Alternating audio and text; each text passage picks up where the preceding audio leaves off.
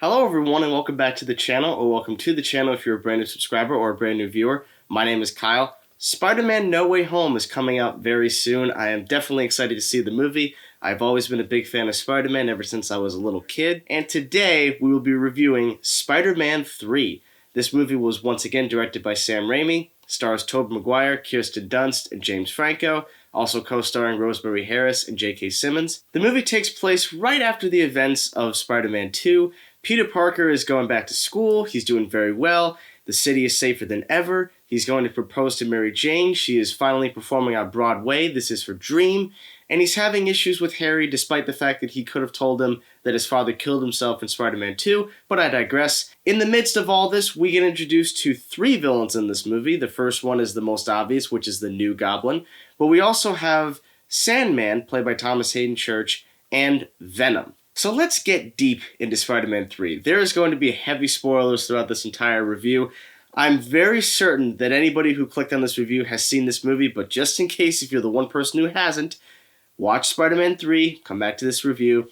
I'm very sure that some people I know personally will be watching this review, so hello, I'm sure you know who you are.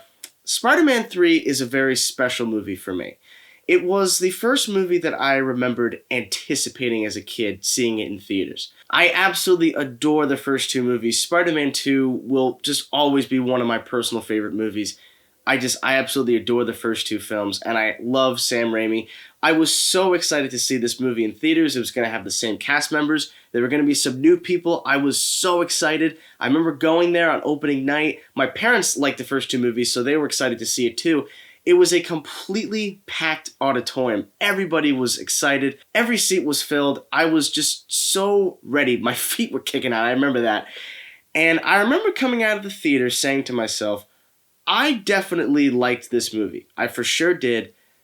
But I knew it was my least favorite. I knew that it was the weakest of the three. And, well, some of those negatives amplified as I began to understand the world of filmmaking and, of course, screenwriting. We're going to be talking about the script quite a few times in this review, don't worry. But on this rewatch, now I've seen this movie at least a dozen times. It's a movie that I always enjoyed as a kid. But I wanted to rewatch it with the eyes of somebody who's an adult. And sometimes that's kind of difficult when it's a movie that you were so connected to and, you have a bias as a kid. I still enjoy Spider-Man 3. I know that that is going to offend some people who decide to watch this review. Sorry, not sorry, because this is my opinion, this is my channel. If you have a problem with it, go make your own. But let's get into this movie. Tobey Maguire continues to be awesome as Spider-Man and as Peter Parker. And I do like the fact that in this movie, he does have a chance to show a different side to him.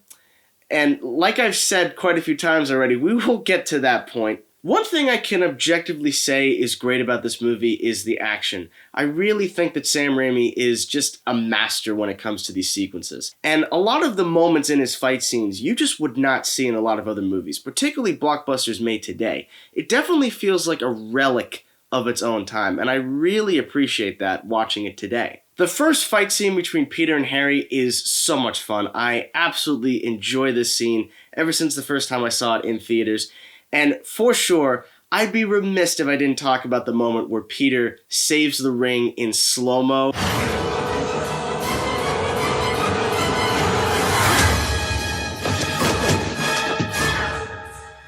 Such a great moment, absolutely great stuff, no doubt about it.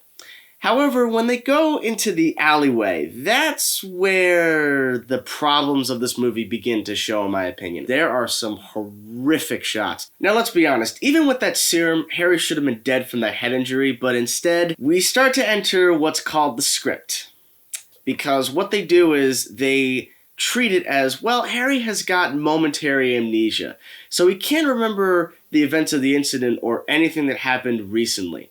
So he's no longer aware that Peter Parker is Spider-Man, so I guess they can be friends again. I think the amnesia storyline has been played out to death, and it feels like just a cheap way of not having to deal with conflict so that we can focus on other characters. Enter Sandman. Well, I guess you're gonna like that one, Metallica fans. I did not mean for that to be a pun, but here we are. Thomas Haden Church is great as the character of Flint Marko. I think he's fantastic. I think this is a very well-directed scene. I love the interaction with he and his wife. You know exactly what he did. You know exactly who he's doing it for. It really is great stuff. The handing of the locket. I definitely like this scene. It should not have been in this movie. I really personally have always thought that Sandman should have deserved his own solo movie because of something they do later on in the film, and that was making Flint Marko the killer of Uncle Ben. It is the most unnecessary addition to this film because it completely discards everything that we liked about Sandman towards the beginning of the movie. And at the end of the film, when he tries to talk about what happened, that doesn't change the fact that he still murdered Uncle Ben. Since we're talking about Sandman, let's talk about his transformation sequence. Again, I'm going to state the positives right now. The transformation is incredible. I still think that every single Sandman effect is perfect. Like, I really don't think it's dated. The sequence in which Sandman is technically reborn is a thing of beauty. The fact that there's no dialogue and yet we can connect externally and internally with this man, it's brilliant. I absolutely adore the sequence. I think, objectively speaking, even people who hate this movie will always praise this one scene right here. Unfortunately, there's a lot of dumb things in this scene. There is a lot of dumb things. For one, why isn't there any security guards right next to this secret scientific testing facility? Why does it have one barbed wire fence that any man could just hop into? Why, when he falls down, did the guys think, where'd he go? It's not like he could just disappear into the night. And also, there's this line right here, which, well, you gotta play it. There's a change in the silicon mass. Yeah, it's probably a bird. It'll fly away when we fire it up. So are you meaning to tell me that a secret scientific facility that's operating in the dead of night cannot tell the difference between a bird and a 6 foot, 200-pound man? Even as a kid, I was like, that's just stupid. It's the kind of thing that just does not make any sense. You can have things in movies that don't have to make 100% sense, but they make sense in the context of the world within what's going on. This is one of those instances where it does not make any sense to me. That is a completely stupid line. I think that the original Spider-Man movie had one of the best casts ever for a feature film. I think every single person fit their roles perfectly. I wouldn't have changed a thing about it. And with Spider-Man 2, you had the addition of the great Alfred Molina as Doc Ock. Spider-Man 3, unfortunately, is the first movie where I don't think they mastered the casting. I believe that this is a unanimous decision to say this about Topher Grace, but he's awful as Eddie Brock. Gwen Stacy, played by Bryce Dallas Howard. I've never been a Bryce Dallas Howard fan. I never have been. But we're not talking about the actress necessarily. We're talking about the character. And I feel like both she and Brock are completely unnecessary to the story. Now, with all that being said, we wouldn't have the scene where Spider-Man saves Gwen Stacy. And I have to be honest here, guys. On this rewatch, I had the biggest smile on my face when he showed up and the music kicked in. And I love the direction of this scene, where we see the debris come towards his eye reflection.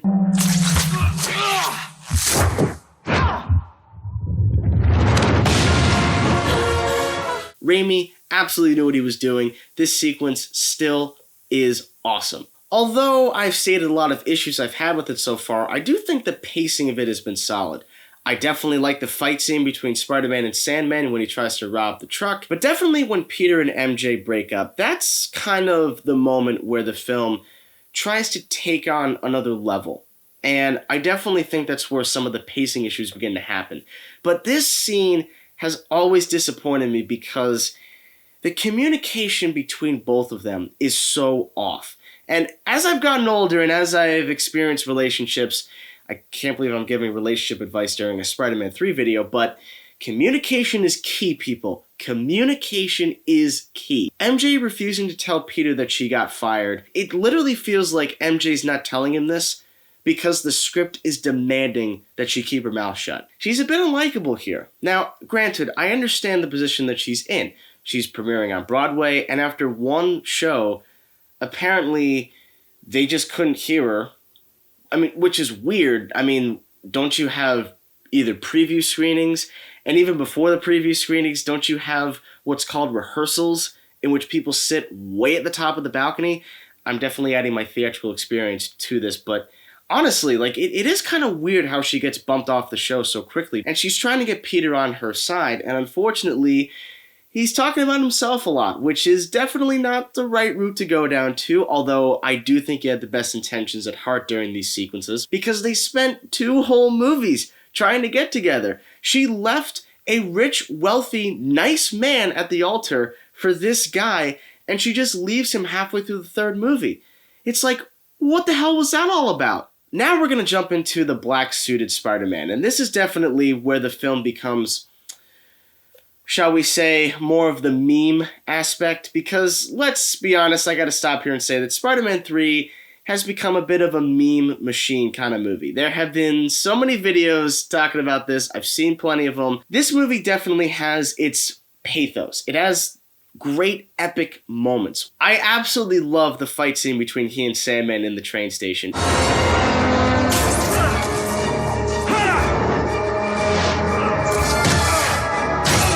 I like the fact that the action in this scene is so gritty and raw. It feels like if there was any sort of blood in this sequence, it would have been a hard R, especially when he takes his face and grinds it into the subway. That is brutal stuff I saw as a little kid, but it was awesome. And I remember vividly when the Sandman turns into mud and then Spider-Man just says, "Good riddance." It was very dark stuff as a kid. But this is definitely where the film becomes very jumbled, because we haven't officially met Venom yet. We're still dealing with Harry. There's the whole Eddie Brock photography thing that's trying to rear its head into the movie. We still have Gwen Stacy, who Peter ends up taking out on a date.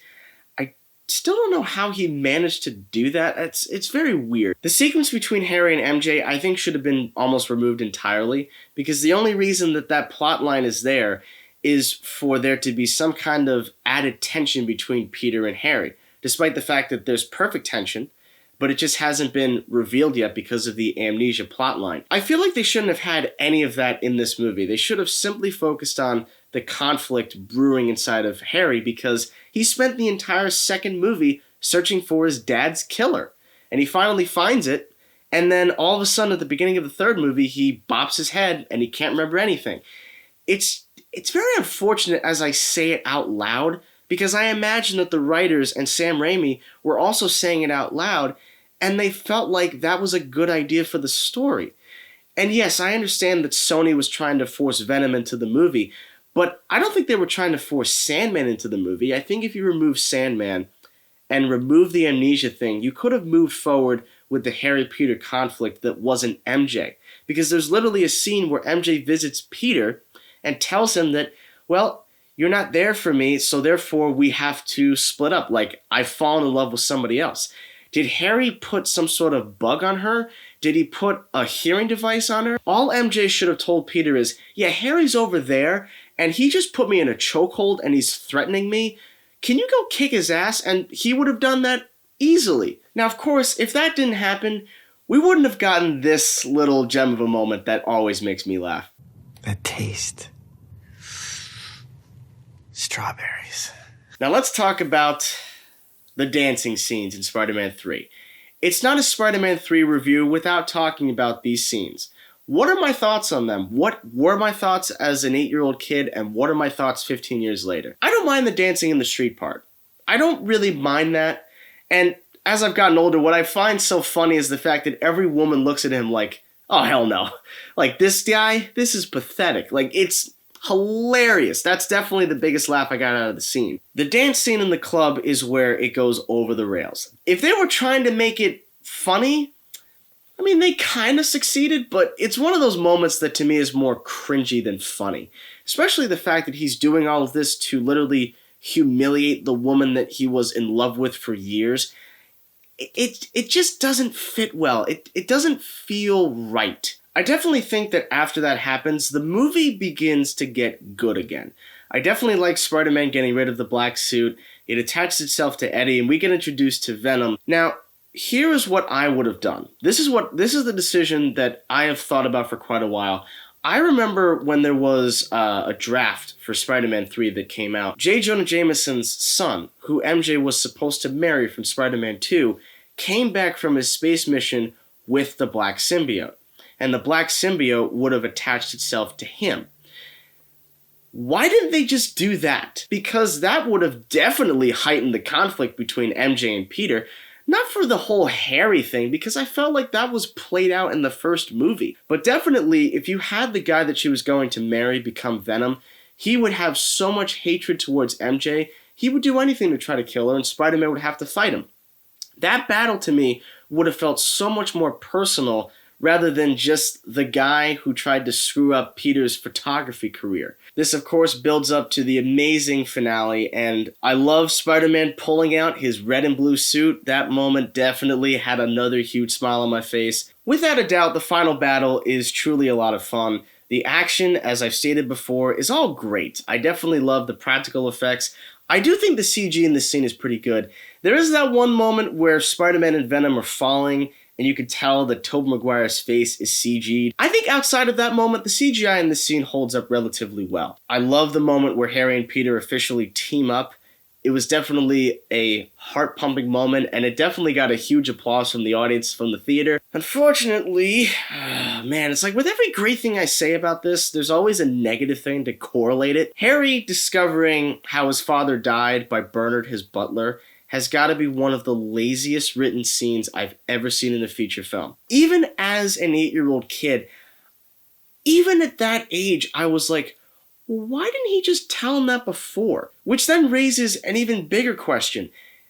How long did Bernard know that his father was the Green Goblin? Harry's death is something that I definitely have mixed feelings on. You know, of course, in the movie that happened, and it was a deep, dark moment, but you gotta show a moment in which the censor was severed. Harry simply dies right here because the script demanded him to. Without a doubt, though, I love the death of Venom. If you look very carefully at the shot, if you watch it in slow-mo, you can see the skeletal design of Eddie Brock just before he blows up. That is some great stuff.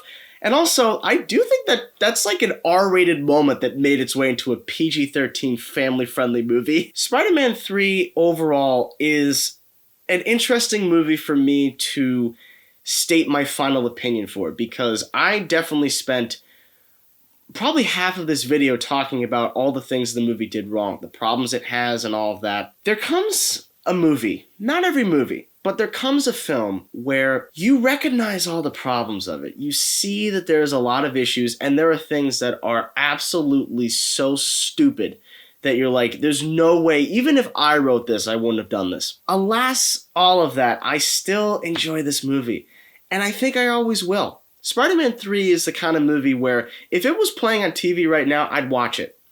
I definitely would notice the problems, but when I'm watching it just to watch it, I'm definitely reminded of how great it felt to be a kid. I'm going to give Spider-Man 3 a B-. There's probably certain things that I didn't even talk about in this review, because I think this review to me could have been 2 hours long. I literally could have sat here for the entire runtime of the movie trying to review it, because there really is a lot to talk about. It's definitely a movie that will always be memorable to me, and I do think it's a movie that I simply will always just enjoy. Spider-Man 3, what do you think about it? Do you love the movie? Do you hate it? Somewhere in the middle? Are you a little more positive, a little more negative? Let me know down in the comment section below, because I'm sure I'm going to get quite a few of those. Don't hate me too much, because listen, I know there's people who really hate this movie, but let's just be civil in the comments. Thank you all so much as always for watching, guys. The channel would be nothing without you. I cannot wait to see No Way Home. It's coming out next week. I'm so excited. Don't forget to subscribe to this channel, guys. Of course, that will mean the world to me. Also, my website and my business email are also in the description box below, so any potential inquiries, please send them. Thank you all so much as always for watching, and stay swinging.